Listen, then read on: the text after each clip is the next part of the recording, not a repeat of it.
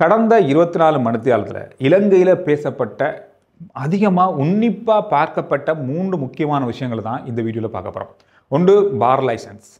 அதோட ஒரு மிக முக்கியமான நிறுவனத்துடைய லைசன்ஸ் கேன்சல் பண்ணப்பட்டிருக்கு, அரசாங்கத்தால் இல்லாமக்கப்பட்டிருக்கு, ரத்து செய்யப்பட்டிருக்கு. அதோட தேங்காய் அரிசியின் தட்டுப்பாடு, ஒரு தேங்காய் பாதியிட விலையே கிட்டத்தட்ட 120 ரூபாய்க்கு மேலே விற்கப்படுது. இது பரபரப்பாக மக்களால் உன்னிப்பாக கொஞ்சம் சலசலப்போடு பார்க்கப்படுகின்ற விஷயம். இது 3 நாங்கள் இந்த வீடியோவில் பார்க்க போகிறோம்.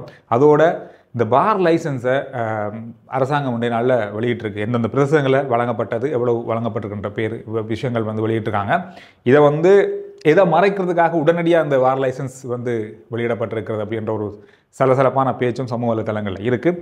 முழுசாக இந்த வீடியோவில் பார்க்கலாம் இந்த விஷயங்களை. பார் லைசன்ஸ் பற்றி நம்ம முதல்ல பேசலாம். பார் லைசன்ஸ் அப்படின்றது இந்த தேர்தலுக்கு முதலிருந்து அதிகமாக பேசப்படுற விஷயம். ஜனாதிபதி தேர்தலுக்கு முதலிருந்து இது அதிகமாக பேசப்படுது. யார் யார் பார் லைசன்ஸை எடுத்தாங்க, யார் யார் எடுத்தாங்க அப்படின்றது ஏன் இந்த கதை அதிகமாக வந்ததுன்னு சொன்னால், கடந்த ரணில் விக்ரமசிங்கே அவருடைய ஆட்சி காலத்தில் தன்னுடைய அரசியல் ஆதரவுக்காக ஒவ்வொரு பாராளுமன்ற உறுப்பினர்களையும் ஒவ்வொரு பிரதேசத்தில் இருக்காங்க. அவங்களுடைய அரசியல் ஆதரவுக்காக அவங்களுடைய சிபாரிசின் பேரில் இந்த அரசாங்கம், கடந்த கால அரசாங்கம் இந்த பார் லைசன்ஸ்களை கொடுத்திருந்தது. அந்த பார் லைசன்ஸ் தான் சட்டவிரோதமாக கொடுக்கப்பட்டதுன்றது ஒரு குற்றச்சாட்டு. இதெல்லாமே பாராளுமன்ற உறுப்பினர்களுடைய சிபாரிசின் பேரில், மக்களால் தெரிவு செய்யப்பட்ட பாராளுமன்ற உறுப்பினர்கள் தங்களுடைய பிரதேசங்களில் இருக்கிற வியாபாரிகளுக்கோ அல்லது தங்களுக்கு நெருக்கமானவங்களுக்கோ அவங்களுடைய சிபாரிசில் இந்த பார் லைசன்ஸ்களை கொடுத்துருக்காங்க. இது மக்களை பொதுவாகவே பார் வைக்கிறது அப்படின்றது, பார் இருக்கிற ஏரியாக்கள்ன்றது பல எதிர்ப்புகளுக்குள்ள ஒரு விஷயந்தான். அந்த விஷயத்தை மக்களுடைய ஆதரவு வாக்களை பெற்றவங்களே எடுத்து கொடுத்துருக்காங்கன்றது தான் இதில் இருக்க பெரிய ஒரு குற்றச்சாட்டு. இதை யாரெல்லாம் சிபாரிசின் மூலமாக எடுக்கப்பட்டது அப்படின்றத வெளியிடணும் என்றது தான் அரசாங்கத்தில் பல பக்கமாக கோரப்பட்ட கோரிக்கை. ஜனாதிபதி தேர்தலுக்கு முதல்ல வரும்னு சொன்னாங்க. ஜனாதிபதி தேர்தல் முடிஞ்சு பாராளுமன்ற தேர்தலுக்கு முன்னும் வரும்னு சொன்னாங்க. ஆனால் வரல. இன்றைய நாளில் சாணக்கியன், பாராளுமன்ற உறுப்பினர் சாணக்கியன் அவர்கள் வேண்டுகோள் விடுத்தார், அந்த பார் லைசன்ஸுடைய பட்டியலை வெளியிடுங்க. உடனடியாக அரசாங்கம் அதுக்கு பதில் சொல்லி இன்றைக்கு மாலைக்குள்ளே வெளியிடுறோம்னு சொன்னாங்க. வெளியிட்டாங்க. ஆனால் இதில் மக்கள் எதிர்பார்த்த அந்த பேர் பட்டியல் வெளியிடப்படலை. என்ன காரணம் இந்த பேர் பட்டியலை வெளியிடாமல் இன்னும் தாமதப்படுத்துறதுக்கு? சில இடங்களில் பேசப்படுது, வருங்காலத்தில் இந்த அரசாங்கத்துக்கும் அவர்களுடைய அரசியல் ஆதரவை கருத்தில் கொண்டு பேர் பட்டியலை வெளியிடாமல் இருக்காங்களோ அப்படின்ற ஒரு விமர்சனம் கூட அரசாங்கத்தின் மேலே முன்வைக்கப்படுது. எது எப்படி இருந்தாலும் பல இடங்களில் பேசப்படுதுன்னு சொன்னால் 2-3 நாளாக பேசப்பட்ட ஒரு விஷயம், நான் சொன்ன விஷயத்தில் 3 விஷயத்தில் இது உண்டு. அரிசி தட்டுப்பாடு, தேங்காயுடைய தட்டுப்பாடு, தேங்காய் விலை அதிகரிப்பு. இது இன்று மதியம் வரைக்கும் பரபரப்பாக அதிகமாக பெரிய ஒரு விஷயமாக பார்க்கப்பட்டது. தேங்காய், ஒரு பாதி தேங்காயோட விலை 120 ரூபா, ஒரு தேங்காயோட விலை 180லேருந்து 200 ரூபா வரைக்கும் விற்கப்படுது பல இடங்களில். இந்த மாதிரியான பல சலசலப்பான விஷயங்கள். அரிசி 10 கிலோ வாங்குற இடத்த 5 கிலோ கொடுக்கப்படுது. ஏன்னா அரிசி தட்டுப்பாடு. இந்த விஷயங்களை மறைக்கிறதுக்காக அல்லது மக்களை கொஞ்சம் திசை திருப்பதுக்காக இந்த பார் லைசன்ஸ்களை உடனடியாக வெளியிடுறதுக்கு அரசாங்கம் ஒத்துக்கொண்டதோ அப்படின்ற மாதிரியான பல விமர்சனங்கள் இப்போ வைக்கப்படுது. இது சரியாக இருக்கலாம், பிள்ளையாக இருக்கலாம், அது தெரியல. ஆனால் பேசப்படுது, சமூக வலைதளங்களில் அதிகமாக இந்த விஷயம் பேசப்படுது. இந்த பார் லைசன்ஸ் எப்போ வெளிவாகும் அப்படின்னு சொல்லி அரசாங்கத்தால் அறிவிக்கப்பட்டதோ, பாராளுமன்றத்தில் அறிவிக்கப்பட்டதோ, அப்போ இருந்து மக்களுடைய கவனம் அந்த பார் லைசன்ஸில் யார் யார பேர் இருக்கும் அப்படின்ற கவனம் அங்கே திசை திரும்பியது இந்த அரிசி தேங்காயோடைய விலையில் இருந்து.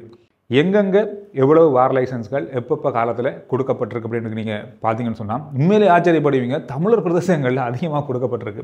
குறிப்பாக கிளிநொச்சியில் 16 பார் லைசன்ஸ்கள் கொடுக்கப்பட்டிருக்கு. 16 இந்த வருஷத்தில் மட்டுமே. அதாவது ஜனவரி 1ஆம் தேதியிலிருந்து செப்டம்பர் 21ஆம் தேதி உள்ள காலப்பகுதிக்குள்ளே கடந்த கால ஆட்சி காலத்தில் கொடுக்கப்பட்ட பார் லைசன்ஸ்களுடைய எண்ணிக்கை 362. இந்த 362ல் ஆக குறைந்த மக்கள் தொகை இருக்கிற மாவட்டம் வன்னி, கிளிநொச்சி மாவட்டம் அப்படின்னு சொல்லுவாங்க. இந்த மாவட்டத்துக்கே 16, கொழும்பு கம்பஹாக்கு அடுத்ததாக இருக்கிற கூடிய தொகை கொடுத்த பார் லைசன்ஸ்கள் கொடுத்த மாவட்டமாக, பிரதேசமாக கிளிநொச்சி இருக்குது. இந்த 362 அனுமதி பத்திரங்களில் 172 அனுமதி பத்திரங்கள் FL4 என்று அழைக்கப்படுகின்ற மதுபான சாலை, அதாவது வைன் ஸ்டோர்னு சொல்லுவாங்க, இந்த மதுபான சாலை பார்ன்னு சொல்லுவாங்க. நான் முதல்ல சொன்ன மாதிரி கிளிநொச்சியில் 16, வவுனியாவில் 2, மன்னாரில் 2, அதோட திருவண்ணாமலையில் 4, மட்டக்களப்பில் 1, அம்பாறையில் 1, கண்டியில் 11, நோரெலியாவில் 8, அதோட பதுளையில் 9 கொடுக்கப்பட்டிருக்கு, ரத்தினபுரியில் 6 கொடுக்கப்பட்டிருக்கு. இது வந்து எதிர்பார்த்த அந்த எதிர்பார்ப்பை பூர்த்தி செய்யலை அப்படின்னு தான் சொல்லலாம். எப்போ பேர் பட்டியலோட வந்தால் தான் அது பூர்த்தி ஆகும் அப்படின்றது மட்டும்தான் உண்மை. எனவே இந்த விஷயத்தை வச்சுக்கொண்டு இன்றைக்கு தேங்காய் அரிசியின் அந்த சலசலப்பும் அந்த பரபரப்பும் அப்படியே திசை திரும்ப இருக்கிறது பார்லைசன் பக்கமாக. அதோட பரபரப்பாக பேசப்பட்ட இன்னொரு விஷயம், மிக முக்கியமான இலங்கையினுடைய மதுபான உற்பத்தி நிறுவனம் உண்டு. உங்களுக்கே தெரியும், கடந்த நாட்களில் WM மெண்டிஸ் நிறுவனத்தினுடைய முன்னாள் பணிப்பாளர் அர்ஜுன் அலோசியஸ் வந்து அவருக்கு நீதிமன்றத்தால் தண்டனை வழங்கப்பட்டிருந்தது, 6 மாத சிறை தண்டனை. காரணம் அது வந்து அந்த அவருடைய பணிப்பாளர் இருந்த காலத்தில் அரசுக்கு செலுத்தப்பட வேண்டிய, நிறுவனத்தால் அரசுக்கு செலுத்தப்பட வேண்டிய வரி செலுத்தப்படலை. எவ்வளவு தெரியுமா? 5.7 பில்லியன், மில்லியன் இல்லை பில்லியன் வந்து வரி செலுத்தணும் அரசாங்கத்துக்கு. இதை கட்ட தவறினார் என்ற குற்றச்சாட்டில் தான் அவருக்கு வழக்கு தாக்கல் செய்யப்பட்டு அவருக்கான தண்டனை 6 மாத சிறை தண்டனை வழங்கப்பட்டது. ஆனால் அந்த காசு என்னதான் அவருக்கு சிறை தண்டனை வழங்கினாலும் அந்த காசு வந்து அரசாங்கத்துக்கு கட்டி ஆகணும் நிறுவனம். இந்த நிறுவனம் இதுவரைக்கும் அந்த காசை அரசாங்கத்துக்கு வரியாக செலுத்தாதால அந்த நிறுவனத்தினுடைய, இந்த பிரம்மாண்டமான நிறுவனத்தினுடைய லைசன்ஸ் அனுமதி பத்திரம் ரத்து செய்யப்படுகிறது டிசம்பர் 5ஆம் தேதியிலிருந்து. இந்த அனுமதி பத்திரம் ரத்து செய்ததால் இந்த நிறுவனம் இனி இயங்காமல் போகுது. இதனால் என்னென்ன அடுத்த கட்ட நடவடிக்கைகள் எடுக்கப்படும்னு தெரியாது. ஆனால் இந்த 5 பில்லியனை செலுத்தும் வரைக்கும் இந்த லைசன்ஸ் வந்து கொடுக்கப்படாதுன்ற மாதிரி தான் சொல்லப்பட்டிருக்கு. அது மட்டும் இல்லாமல் இந்த வருகின்ற வருஷம் இந்த டிசம்பர் 31ஆம் தேதிக்குள்ள இந்த WM மெண்டிஸ் நிறுவனத்துக்கு கீழ் இயங்குகிற நிறுவனங்களுக்கு வழங்கப்பட்டிருக்கின்ற அனுமதி பத்திரங்களுக்கும் கூட மீண்டும் அதனை புதுப்பிக்கிறதுக்கான அனுமதி வழங்கப்படாது என்று சொல்லப்பட்டிருக்கு. இது ஒரு மிகப்பெரிய அளவில் இன்றைய நாளில் பேசப்பட்ட இன்னொரு முக்கியமான விஷயமா இருக்குது. இலங்கையில் வரி செலுத்தக்கூடிய அதிகமாக வரி செலுத்தக்கூடிய அதிக வருமானம் மாற நிறுவனங்களில் இந்த நிறுவனம் உண்டு. அரசுக்கு கடந்த காலங்களில் செலுத்தக்கூடிய வரியை செலுத்தாதால இந்த நடவடிக்கை எடுக்கப்பட்டிருக்கிறது.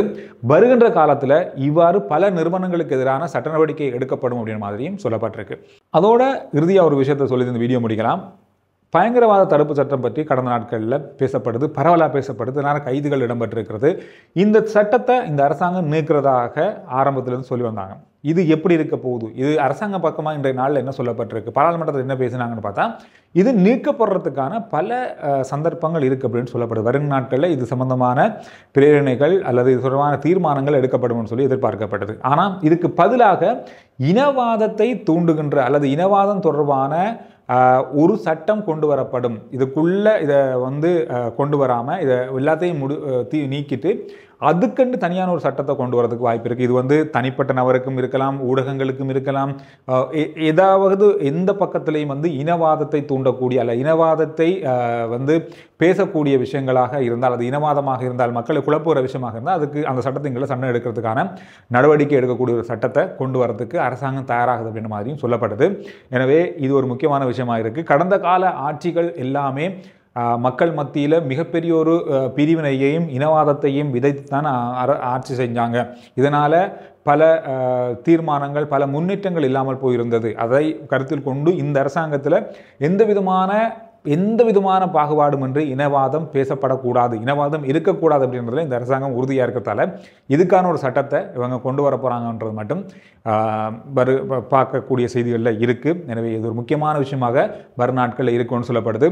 இதை தவிர இன்னும் சில சட்டத்திட்டங்கள், இன்னும் சில சட்ட திருத்தங்கள், சில புதிய சட்ட முறைகள் கொண்டு வரப்படலாம், சில முக்கியமான சட்டங்கள் கொண்டு வரப்படலாம் என்ற மாதிரியும் எதிர்பார்க்கப்படுது. எனவே இந்த விஷயங்கள் அதிகமாக கடந்த 24 மணி நேரத்தில் இலங்கையில் பேசப்பட்ட விஷயங்கள். நீங்கள் வீடியோ பார்க்குற நீங்கள் சொல்லுங்கள், இன்றைக்கு வெளியாக இருந்த இந்த பார்போமீட்டருடைய பட்டியல் உங்களுக்கு திருப்திகரமாக இருந்துச்சா, இல்லை பேர் கட்டாயம் வேணுமா அப்படின்ற கருத்துக்களில் சொல்லுங்கள். அடுத்த வீடியோவில் நான் உங்களை சந்திக்கிறேன். RJ Chandru report YouTube channel, Facebook page, WhatsApp channel, இது எல்லாத்தையும் ஃபாலோ பண்ணுங்கள். வாட்ஸ்அப் சேனலோட லிங்க் டிஸ்கிரிப்ஷனில் இருக்குது, முதல் கமெண்ட்ஸ்லையும் இருக்குது. சுருக்கமான உடனுக்குடனான செய்திகளை நீங்கள் அதில் அறிந்து கொள்ளலாம்.